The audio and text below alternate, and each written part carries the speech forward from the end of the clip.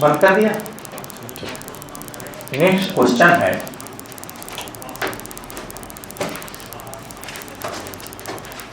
औद्योगिक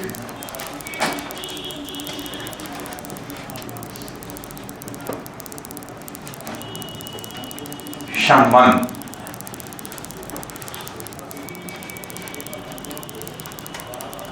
के अंतर्गत पक्षकारों की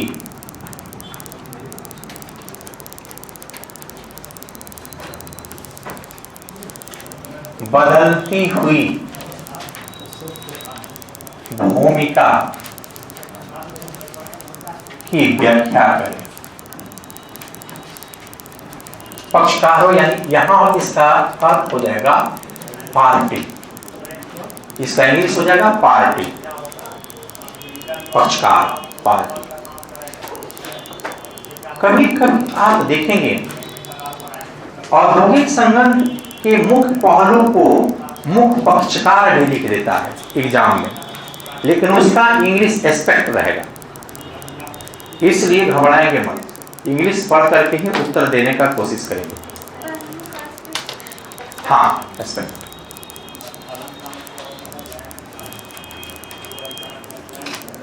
देखेंगे। अथवा औद्योगिक संबंध के अंतर्गत श्रम संघों की क्वेश्चन की बदलती हुई भूमिका की व्याख्या करें। सिर्फ श्रम संघ का पार्टिकुलर कुछ दिया, यही आता है। ये गेस भी किए हैं, है? क्या चीज ज्यादा है?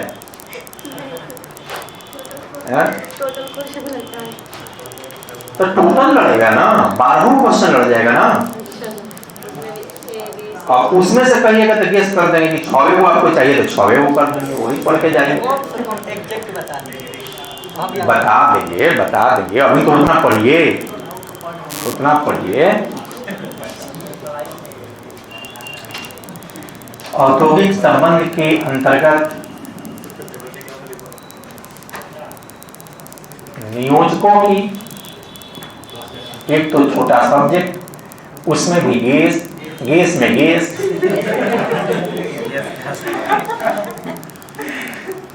नियोजकों की बदलती हुई भूमिका की व्याख्या करें। हाँ, उसके बाद तो ये अभी नहीं आएगा तो सर आप जानिएगा ना। सरकार की कभी फेल नहीं किए हैं, हमेशा आया है, आ जाता है।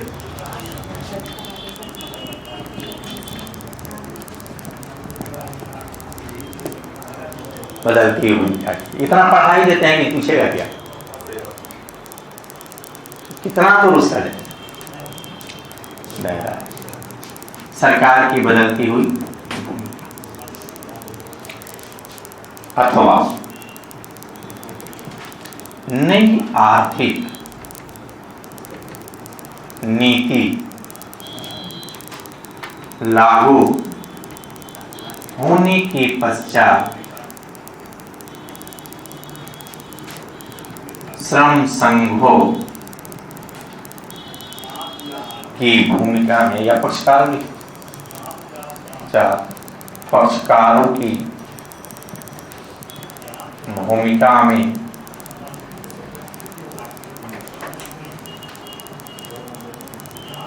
हुए परिवर्तनों की व्याख्या करें। व्याख्या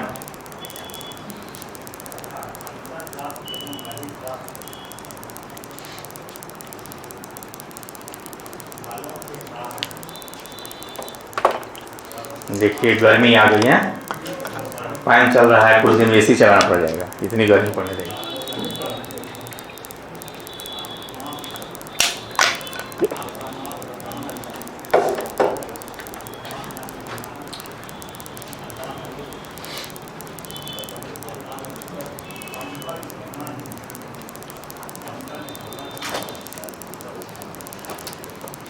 समझाएं? देखिए, औद्योगिक संबंध के अंतर्गत पक्षकार पार्टी की बदलती हुई भूमिका व्यक्त।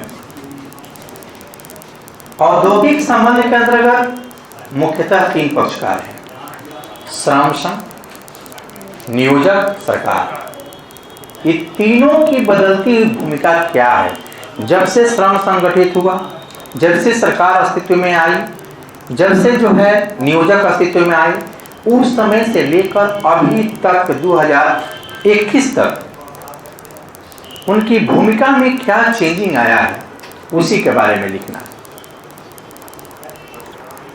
नई आर्थिक नीति पार्टिकुलर भी पूछ सकता है, तो इसका आंसर लिखा दे तो तीनों का आंसर लिखा जाएगा, लेकिन हम बड़ा लिखाएंगे। क्यों बड़ा लिखाएंगे? कि श्रम संघ को बड़ा लिखाएंगे, ये अलग पार्टिकुलर पूछ देगा कि श्रम संघ की बदलती हुई भूमिका की व्याख्या। अगर एक पेज में लिखाएंगे तो उतना से टेंशन नहीं होगा, तो इसको हम 3 साढ़े 3 पेज में लिखा देंगे। कारण है कि आपको 3 साढ़े 3 पेज 25 नंबर का रहेगा, उतना लिख देंगे। नहीं, नियोजकों की भी लिखा देंगे 1.5-2 पेज में, और सरकार की भी भूमिका को लिखा देंगे 1.5 पेज।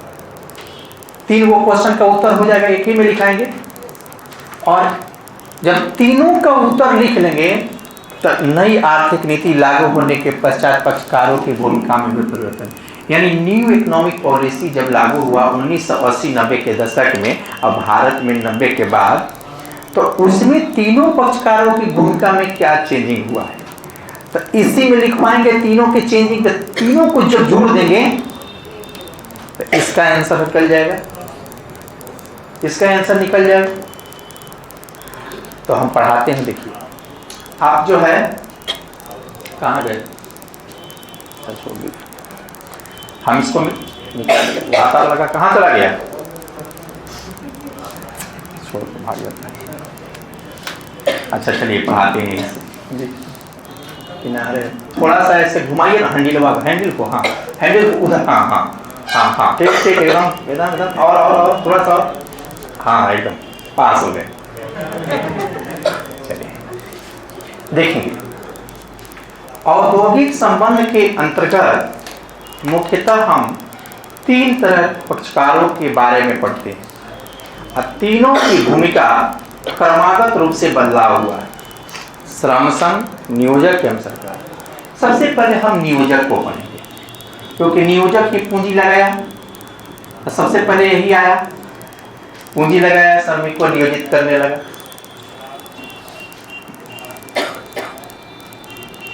देखिए,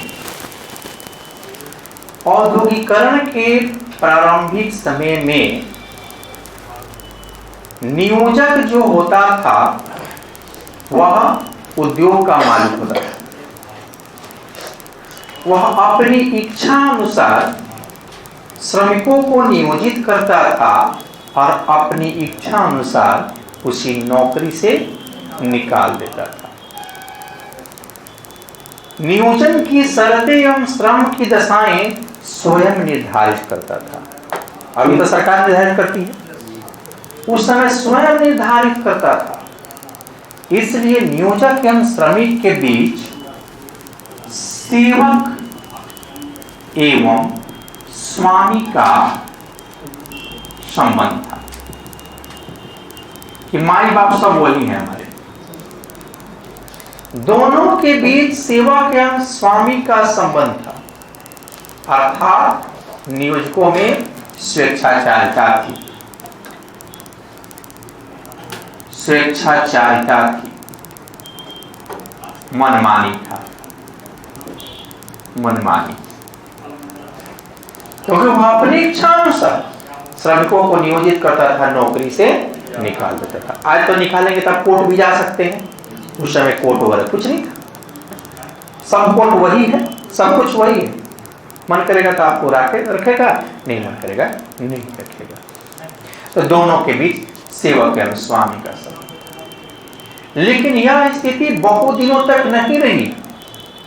श्रम संघ की भूमिका में परिवर्तन आया, बदलती भूमिका। आप देखेंगे कि श्रमिकों द्वारा धीरे धीरे श्रम संगठन बनाया गया, श्रम संगठन बनाया गया, लेकिन नियोजक संगठन को तोड़ने लगा। उसकी भूमिका देखिए क्या बदल रही है। पहले तो सेवक और स्वामी था, मनमानी करता था, लेकिन जब श्रमिक संगठित होने लगे तो वो संघ को तोड़ने का प्रयास किया और इसमें सफलता भी मिली। अलग अलग देशों में अलग अलग प्रकार के संघ बनाए गए। भारत में भी कई तरह के ट्रेड यूनियन बनाए गए, लेकिन उस ट्रेड यूनियन को तोड़ने में सफल हो गया नियोजक, क्योंकि वह यहाँ पर औपनिवेशिक शासन था। जब भी न्यायालय में जाता था तो नियोजक के पक्ष में ही, आज जो है कि श्रमिकों के पक्ष में भी आ जाते हैं, क्योंकि स्वतंत्र भारत है, श्रमिकों के पक्ष में डिसीजन आते हैं। लेकिन उस समय क्या था कि नियोजक के पक्ष में ही डिसीजन आता था। तो देखेंगे कि श्रम संगठन को तोड़ने में वह सफल हो गया, लेकिन यह स्थिति बहुत दिनों तक नहीं रही। जैसे अभी मान लीजिए किसान आंदोलन कर रहे हैं, एक यूनियन है वो, तो अभी जो वर्तमान में जाड़े की ऋतु में जो कर रहे थे बहुत कठिन था आंदोलन करना। अब गर्मी की ऋतु आ रही है तो कठिन। उसमें से देखेंगे मीडिया वाले ने प्रोपगंडा अपना करके कहा कि बहुत से किसान आंदोलन से बाहर हो गए। दिखाया जाता है किसी दूसरे किसान आंदोलन को। सरकार की भूमिका क्या थी? सरकार पूरे भारत में सम्मेलन करने लगी, कॉन्फ्रेंस करने लगी किसानों का।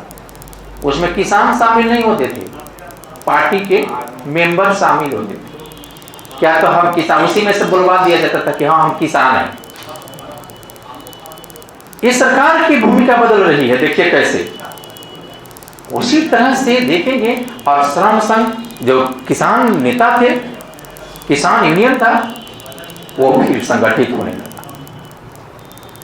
संगठित होकर के देखेंगे आंदोलन को आगे ले जा रहा है। सरकार उनकी बातों को माने या न माने, आंदोलन जारी रहेगा। अभी हाल फिलहाल में कई एकड़ में जो फसल लगा था उसका नुकसान कर दिए किसान। तो आप देखेंगे कि इसी तरह से श्रम संगठन को तोड़ने का प्रयास किया, लेकिन सफलता तो मिली प्रारंभिक समय में, लेकिन बाद के वर्षों में कितना तोड़िएगा, कितने बार तोड़िएगा, कितना लाठी चलाइएगा लोगों को। अंग्रेजों से ज्यादा जो हमारी सरकार यहाँ नहीं थी तो अंग्रेज क्या की थी? दमन की नीति अपनाती थी। उसी प्रकार ये श्रम संयोजक भी दमन की नीति अपनाता था, बाउंसर रखता था। जो बोलेगा 4 गो आएगा दे बाउंसर पीट करके। आज भी फैक्ट्री में बाउंसर रखे जाते हैं। जो बड़े बड़े लोग हो गए हैं पैसा वाले, वो बाउंसर 4 गो रखते हैं पैसा दे करके। नहीं जी, अब उस समय था कि पिस्टल बंदूक कम था लोगों के पास, आज तो लाइसेंसी मिल जा रहा है तो लाइसेंसी भी रखता है। बड़े बड़े नेता है, सेलिब्रिटी है, हीरो हीरोइन देखिएगा वो सब बाउंसर रखता है। मैं थी, हम कोई शाहरुख खान आए मान लीजिए यहाँ पटना में, 50 को लेकर के आए बाउंसर, क्योंकि वो नहीं रहेंगे शाहरुख खान का शरीर पर चोट चढ़ जाएगा, शाहरुख खान उसी में मर के चले जाएंगे। आंखें मिलाते मिलाते उनका हाथ तोड़ देगा लोग। अगर बाउंसर नहीं रहे तो हाथ उखाड़ के लेके चले जाएगा शाहरुख खान। नहीं, गलत मैं कह रहा हूँ। तो सुरक्षा गार्ड भी जरूरी है। अब देखेंगे कि ये श्रम संगठन को तोड़ने में सफल हुआ, लेकिन बाद के वर्षों में पुनः धीरे धीरे संगठन बनाए जाने लगे। अंत में नियोजक हार करके अपनी भूमिका में परिवर्तन लाया और श्रम संघ को स्वीकार कर लिया कि ठीक है आप संगठन बना सकते हैं। सिर्फ संगठन बनाने का अधिकार मिला, लेकिन उन्हें कलेक्टिव बार्गेनिंग करने का अधिकार नहीं मिला। नियोजक से आंख में आंख मिलाकर बात नहीं कर सकते हैं। नहीं, अब देखेंगे आप इतने दिन आंदोलन जैसे हो रहा है, किसान आंदोलन, जरूरत ही नहीं थी। एक बार प्रधानमंत्री चाहते जाते कहते किसानों से कि तुम्हारी समस्या का समाधान हम करेंगे, हम मीटिंग कर लेते हैं, कोई काम। अरे भारत के मालिक हो तुम, तुम्हारे जाने से प्रतिष्ठा नहीं चली जाएगी, है कि नहीं। सीधे किसान नेता से जा करके कहते चलो भाई किसान नेता बात करो, क्या बात है, बैठ करके चलो कर लेते। लेकिन कहीं ना कहीं मन में तो छल है, इसलिए किसान नेता से बात आप नहीं कर रहे हैं। कितने दिन आंदोलन होता है शाहीन बाग में, इतने दिन आंदोलन होता है सीआईआई के लिए, सीएए के लिए, क्या जरूरत था आंदोलन का। एक बार करते, दिल्ली का चुनाव था इसको भंजाने के लिए। ये सारी हमारी सरकार जो है ऐसी करती है। अभी लोकतंत्र में बताइए अंग्रेजों के जमाने में कैसा होता होगा, कितने हमारे पूर्वज सहे होंगे जी, कितनी गोलियां कितनी लाठी खाए होंगे, है कि नहीं। नहीं हम वैसा नहीं कहेंगे, अभी तो हम गाली दे सकते हैं ना मोदी जी को। नहीं कोई कुछ नेता बोल देता है ना, अभी बोल देता है, उस समय बोल नहीं पाते थे। एक बार जवाहरलाल नेहरू से पूछा गया कि एक राम मनोहर लोहिया ने क्या किया कि एक महिला को कह दिया कि जा करके नेहरू जी का कॉलर पकड़ लो। वो गई और नेहरू जी का कॉलर पकड़ ली। उस समय मीडिया इतना स्ट्रांग नहीं था, पकड़ ली तो वो एकदम ऐसी हो गई, सुरक्षा गार्ड सब था। ये क्या बात है, आज के तो नेता पीटीओ देगा, पकड़ेगी महिला चाहे कोई थी तो है। उसने बोले क्या बात है, बोले वो कि देश आजाद होने से आपको पीएम बनने से हमको क्या लाभ मिला। नेहरू जी का जवाब सुनिएगा, उनका जवाब था कि यही मिला कि तूने मेरा कॉलर पकड़ लिया। अगर मैं नहीं रहता, अगर लोकतंत्र नहीं रहता, सरकार नहीं रहती तो तुम कॉलर नहीं पकड़ सकती थी। यही लोकतंत्र है कि हम नेताओं को बैठा सकते हैं तो हटा भी सकते हैं, इसी को लोकतंत्र कहते हैं। ठीक है 5 साल आप रहिएगा, 5 साल के बाद फिर हम मतदान करें, ये है ना जी, हटा सकते हैं, इसी को लोकतंत्र कहा जाता है। चलिए तो आप देखेंगे कि इसने स्वीकार किया और जब संगठन बन गया तब ये संघर्ष करने लगे ट्रेड यूनियन कि मेरी मांगों को मानो। तब नियोजक क्या किया, सामूहिक सौदेबाजी, सामूहिक सौदेबाजी को स्वीकार कर लिया। ठीक है आप कलेक्टिव बार्गेनिंग कर सकते हैं शर्तों पर। तो देखिए नियोजक की भूमिका कहां थी, सेवक और स्वामी के कहां आगे बैठकर श्रमिक बात करने लगे। धीरे धीरे भूमिका उनकी बदल रही है। जब देखेंगे कि इतना ही से नहीं, अलग अलग देशों में अलग अलग व्यवस्थाएं लागू हुई, अलग अलग समय तक लोकतांत्रिक व्यवस्थाएं हुई। भारत में विलंब से हुआ। भारत में देखेंगे कि औद्योगिक क्रांति के समय से लेकर के 1920 के आसपास श्रम आंदोलन सक्रिय नहीं था, नियोजक का प्रभाव अधिक था। लेकिन जब 1920 में all India trade union Congress का गठन हुआ तो आप देखेंगे भारत का पहला फेडरेशन था जिसका नेतृत्व लाला लाजपत राय द्वारा किया गया। और आप देखेंगे कि संगठन के दबाव में आकर नियोजकों ने कई प्रकार की सुधारात्मक कदम उठाए। सरकार ने भी कई कानून पारित किया। तो नियोजकों की भूमिका क्या हुआ, देखेंगे नियोजक यू टर्न बहुत जल्दी लेते हैं। कोई भी व्यक्ति, ऐसे भी सरकार है ये तो नियोजकों के पक्ष में कानून बना रही है, दूसरी सरकार आएगी तो उसके पक्ष में काम करने लगेगी। नियोजक भी जानता है कि हमको जो इस सरकार है तो इसके में काम करें। पदाधिकारी आप बनेंगे, इस सरकार है तो इसके पक्ष में, दूसरी सरकार आएगी तो उसके पक्ष में काम करने लगेंगे। मजबूरी है निश्चित तौर पर। तो आप देखो कि पदाधिकारी किसी पॉलिटिकल पार्टी के नहीं होते। अब देखेंगे कि 1920 की स्थिति में नियोजक द्वारा सुधारात्मक कार्य किए गए। श्रमिकों की दशाओं में सुधार लाने के लिए उनके लिए आवास, पेयजल की व्यवस्था, सेवा शर्तें लागू की। इसके लिए सरकार ने भी प्रयास किया। सामाजिक सुरक्षा देने के लिए सरकार ने सर्वप्रथम प्रयास किया कर्मकार क्षतिपूर्ति अधिनियम 1923 पारित किया और इसके तहत दुर्घटना की स्थिति में जो विकलांगता होती थी अस्थायी, अस्थायी पूर्ण, आंशिक तथा मृत्यु की स्थिति में आय सुरक्षा दी जाती थी। क्या है जी फॉर्मूला मृत्यु की स्थिति में? क्या हमने पढ़ाया है? मृत्यु की स्थिति में क्या फॉर्मूला हमने पढ़ाया है? बोलिए, हम लिखे हैं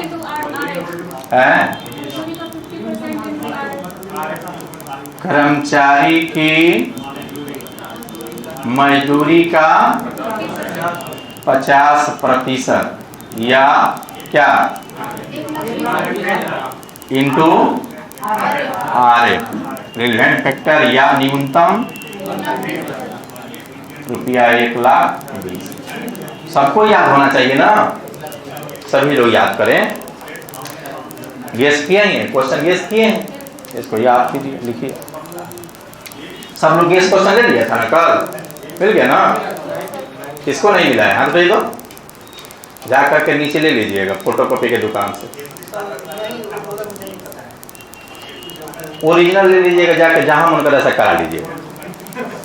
अब इससे बेहतर क्या, जब उसको पता ही नहीं है तो आप ओरिजिनल लीजिएगा, ले जाकर करा लीजिएगा।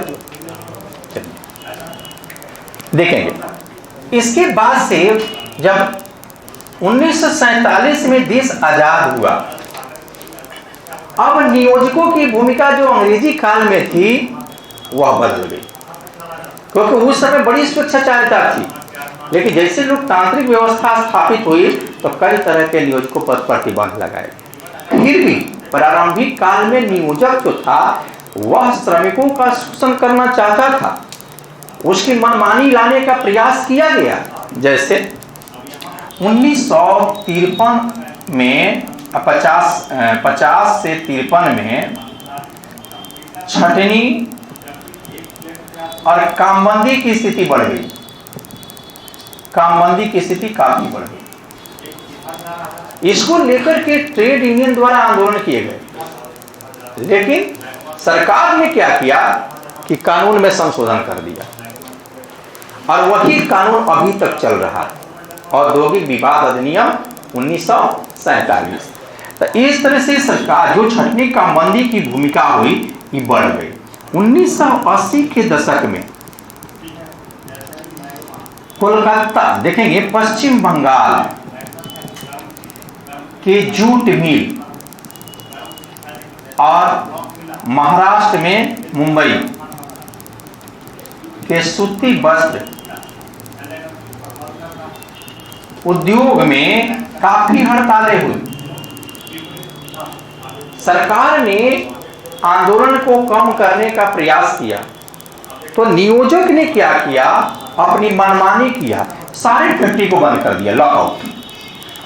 देखेंगे इसके लिए तालाबंदी, वक्त से लॉकआउट, तालाबंदी कर दिया। ये नियोजक की भूमिका 80 तक आके बदल गई कि नहीं, इधर था कि नहीं बंद नहीं करेंगे, यहां आकर के बंद कर देंगे, नहीं मानोगे हड़ताल करोगे, हम कारखाने को में ताला लगा देंगे। अब देखेंगे जब 1980-90 के दशक में अलग अलग देशों में अलग अलग समय नई आर्थिक नीति आई, आर्थिक सुधार हुआ, उदारीकरण,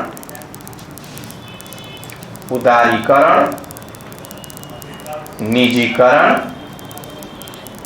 एवं वैश्वीकरण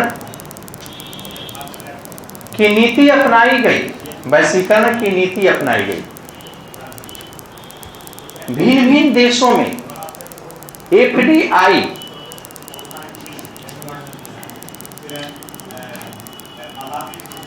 को बढ़ावा दिया गया, जिसमें उदारीकरण, निजीकरण, वैश्वीकरण की नीति में क्या किया गया कि कर्मचारियों के लिए छटनी की स्थिति बढ़ गई और ठेकेदारी प्रणाली को बढ़ावा दिया गया। ठेकेदारी प्रणाली को बढ़ावा दिया गया। अब नियोजकों की स्वेच्छाचारिता पुनः कायम होने लगी है। देखिए निजीकरण में क्या होता है, वो अपने मन से कर्मचारियों को नियोजित कर रहा है, अपने छटनी भी कर दे रहा है। इसके लिए सरकार ने 2019-20 में 2019-20 में श्रम संहिता लाया है, लेबर कोड। इस लेबर कोड में भी छटनी की स्थिति में बढ़ावा दिया गया है कि 300 कर्मचारी जहां काम करते हों उससे अधिक वहीं पर छटनी जो संबंधी प्रोविजन लागू होंगे, जबकि 300 से कम श्रमिक काम करते हों वहां छटनी संबंधी प्रोविजन लागू नहीं होंगे। जब चाहेगा नियोजक छटनी कर सकता है, कोई सूचना देने की आवश्यकता नहीं है। तो ऐसी स्थिति में नियोजकों की मनमानी बढ़ जाएगी। इसका विरोध ट्रेड यूनियन द्वारा किया गया, जिसकी चर्चा हम ट्रेड यूनियन में करेंगे। काफी विरोध किया गया।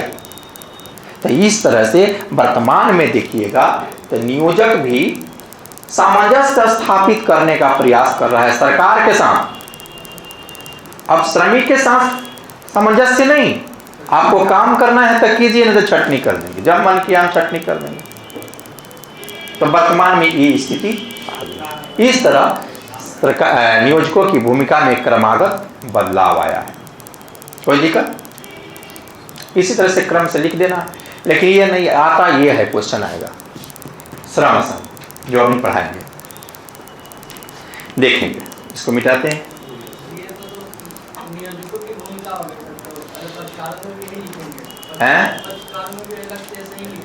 पक्षकार पूछेगा तो तीनों लिखेंगे, अलग अलग पूछेगा तो अलग अलग लिखेंगे। हाँ, नियोजक लिखेंगे, नियोजक लिखेंगे, लेकिन पूछेगा हम जानते हैं श्रम संघ पूछेगा। हाँ, श्रम संघ पूछेगा, ठीक है। तो उसको आप लोग ढंग से ऐसे सब तैयार कर लीजिए, तो इधर याद हो जाएगा ना। ये तो एक दूसरे से कनेक्ट है, याद करने में कोई दिक्कत नहीं है। एक दो बार पढ़ेंगे याद हो जाएगा, ऐसा चीज़ है। सरल भाषा में लिखा ही देते हैं, भाषा में कहीं कठिन भाषा का प्रयोग कहीं नहीं करते हैं।